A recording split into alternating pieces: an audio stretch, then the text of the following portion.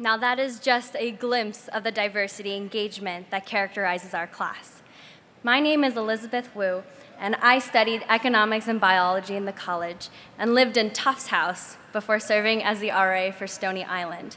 And as part of the graduating class, I can only stand and admire at the talent, passion, and creativity of my peers. And so, I'm incredibly excited to introduce our next three speakers who will share what their 4 years here have meant to them. Our first speaker will be Adolfo Alexander Vincent Alex Morales. Alex is a theater performance studies and psychology double major.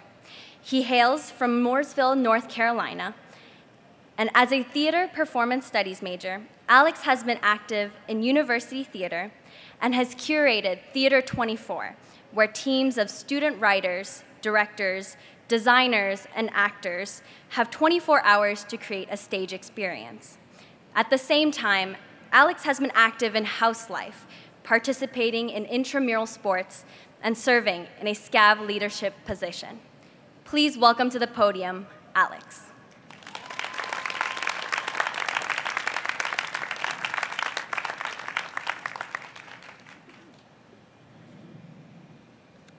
It's a packed house.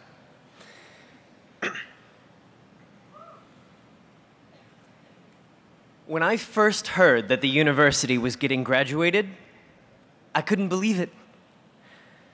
I was really touched when the University of Chicago asked me to be its best man, and then I realized I had to write the best man speech. And I mean, yeah, we've been best friends forever, or at least since we went to school together. But, you know, speeches are very difficult, and I don't think I could just get away with making fun of the university for still being in its Gothic phase, or how it pronounces trimesters, quarters. But actually, I'm really glad that the university could find someone like all of you.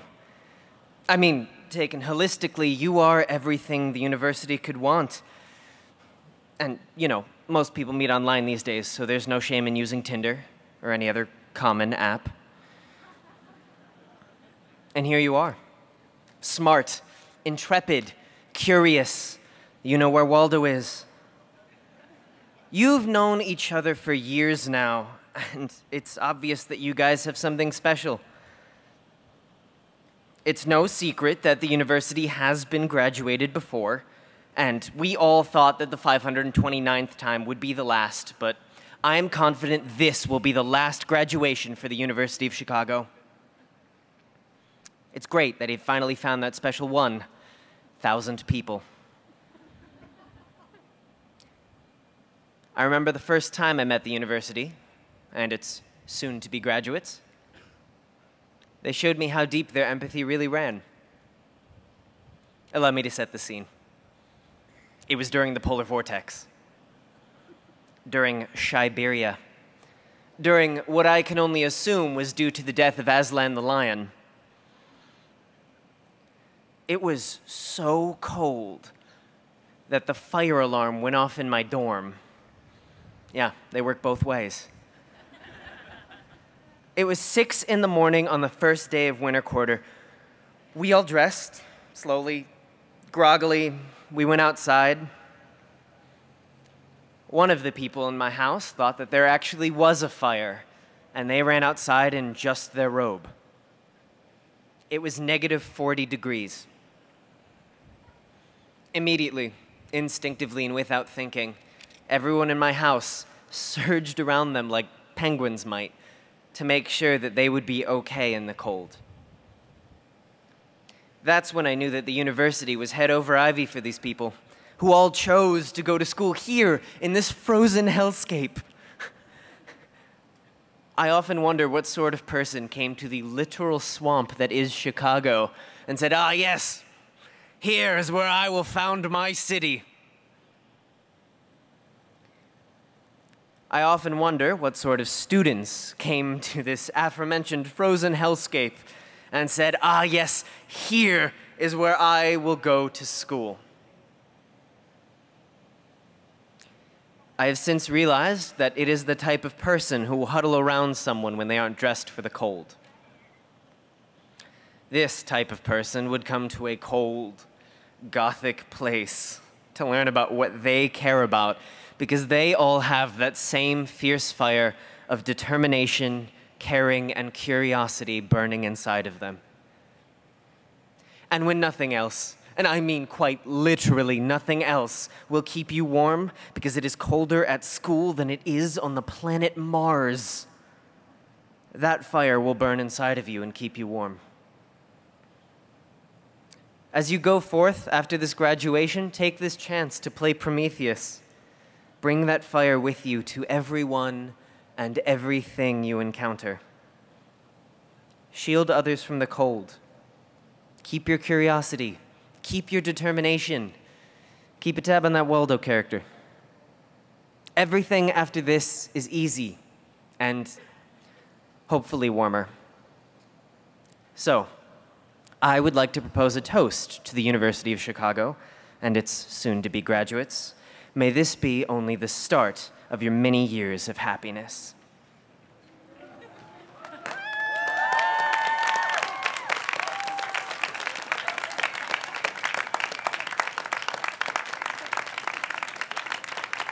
Thank you.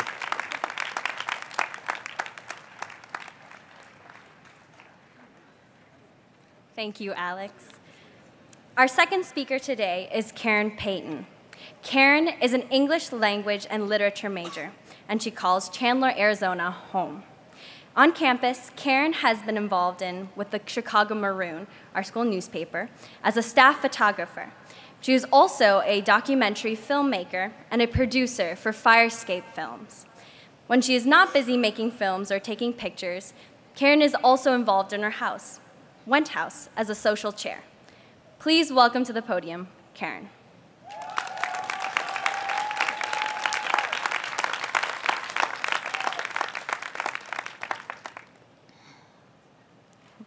Hi. Let me start out with a confession. I am a fifth year. You weren't expecting that. She doesn't even go here. I know. Yes, I am that unicorn. And I'm an Odyssey scholar, so I have the wrong class t-shirt, and I have too many loans to pay for the right one. Let's review, shall we? First year. You're not that bright. You play broomball. You use a lot of synonyms in your essays, but you realize there is no synonym for bad argument. Second year. You're hoping you learn the material by osmosis. You've found 5 different majors to pack yourself into. You ask someone out who speaks 3 languages, and in all 3 of them, they say no. Third year. Your living situation deteriorates, your toilet explodes, your upstairs neighbor is a good tap dancer. Your method of selling yourself for internships is, if you give me this opportunity, you'll give me this opportunity. Most pre-meds are no longer. Fourth year. I forgot core bio. Oops. For the past 4+ years, we've been measuring ourselves against failing systems and lucky moments. We asked ourselves, do you like who you've become? And the answer was often no. You know, no one wants to hear a graduation speech about dark matter unless it's related to physics. But I can't stand here without, and being grateful, without acknowledging that that gratitude is the result of pain and failure. That pain is now humility. And that failure has become a habit of maintaining a steady diet of truth. Many of us came here excited, and leave here angry. Many of us struggled with our mental health. Many of us were punished for it. Some of us are better for it. Some of us lost things or found things, met people who changed us, partied hard or didn't, lost people, lost hope here. I know I did.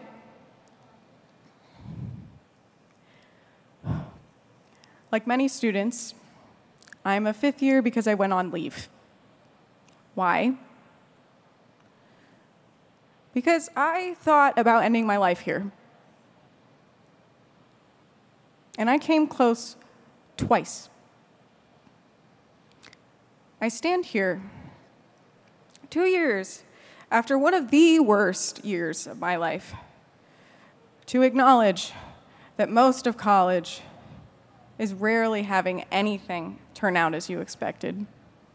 And the things that do work out are often the result of luck and privilege. And acknowledging that uncomfortable truth is eye-opening, really. We have learned so much from the darker parts. For years, I couldn't think critically except about myself. But the depths of that sadness opened me up. The days ahead won't be harder for us. We've already been in the real world. It isn't hard, it's just a new challenge. But we are resilient. And our curiosity is real. I stand here like everybody, a bit damaged, but ready in my unreadiness and prepared to fail again. And what a wonderful feeling it is to know that you received one of the best educations in the world that showed you that you are not the best, that you are of the world. Realizing that a good education makes you question the institution you received it from. How it has taken your passions and matured them. How it can restore your vision in a time of darkness. Graduation not only marks a moment of change, it marks a moment that you have changed. And I do firmly believe with everything in me that that is the aim of education. And remember to give back if you're working at Goldman Sachs. We don't have to choose between comfort and social change because we have the privilege to do both. Thank you.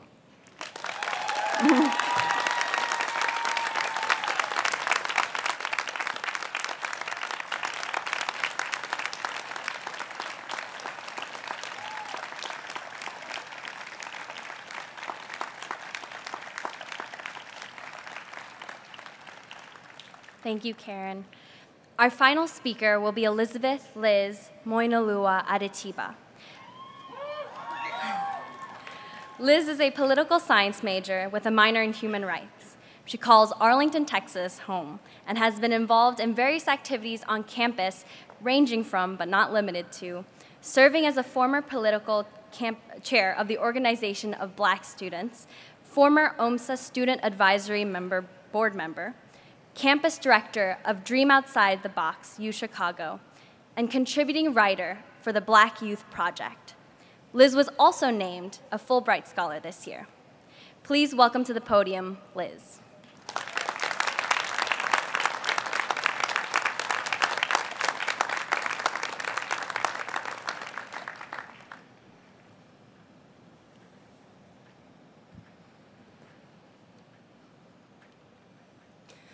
The late, widely acclaimed recording artist Prince kicked off many of his concerts with the following phrase: "Dearly beloved, we are gathered here today to get through this thing called life." Well, borrowing from the elusive pop icon, dearly beloved, we are all gathered here today to celebrate getting through this thing called UChicago. I could get into the late nights and early mornings in the reg, brutal winter winds, and the ever-daunting course bidding system, but I won't. After all, we're here to celebrate. And despite those challenging experiences, each of us has myriad reasons to be proud today. Some widely shared with our classmates, some particular to our own personal struggles. During occasions such as this one, it is common for the speaker to encourage the graduates and all who are here to support them to aim high and never stop believing in themselves. But I won't do that.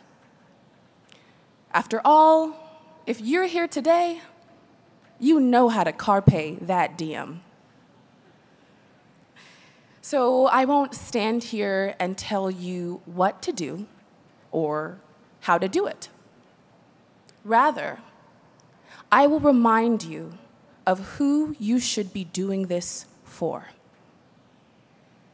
As tempting as it may be to make these graduation festivities all about us and the time, love, and dollars poured into getting us here today, our celebration is bigger than us. It is about all of the people who will never meet us and yet be impacted by the things we do and say. A degree from the University of Chicago will undoubtedly open many doors. But the real task is figuring out how we can use this degree to open doors for as many other people as possible. I'll tell you a quick story about an experience on campus that captures my time here so well. Like many of you, I spent much of my fourth year working on my BA thesis. I truly believe the work I was doing was revolutionary and trailblazing. That was until the week before it was due, I casually ran across an article in a law journal that was, in essence, my entire thesis. In retrospect, I was naive to have assumed what I was doing had never been done before. After all, there is no such thing as new knowledge.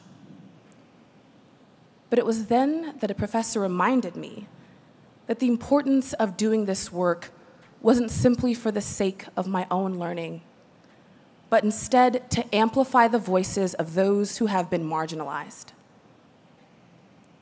To whom much is given, like this all-consuming, taxing, yet highly rewarding degree, much is required. And on this campus, in this city, in this country, in this world, there is serious work to be done. Who better to do this work than a group of people who are committed to more than remaining on the surface, who understand that rigorous inquiry requires leaving no stone unturned and no worldview deconstructed. Those of us here today were so very fortunate to get through this thing called UChicago. So, let's get out there into the newsrooms, the labs, the boardrooms, the classrooms, and the communities to do whatever is necessary to help as many others as possible get through this thing called life. Thank you.